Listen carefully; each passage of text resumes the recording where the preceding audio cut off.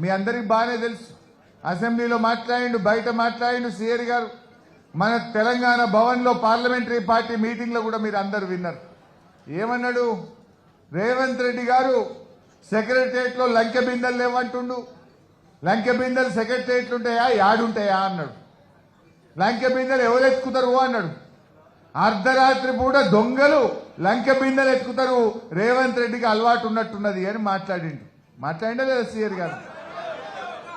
మరి ఇలా ఎవరితో కండువా కప్పించుకున్నాడు? ఎవరితో కప్పించుకున్నాడు?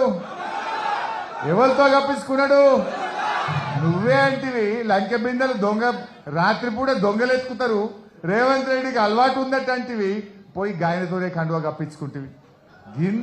గింత దిగజారుడుతనం అవసరమా రాజకీయాల్లో? ఇంత విలువలు పోయి పదవులు అవసరమా ఒక మనిషికి? ఇవాళ దయచేసి ఆలోచించాల్సినటువంటి అవసరం ఉంది.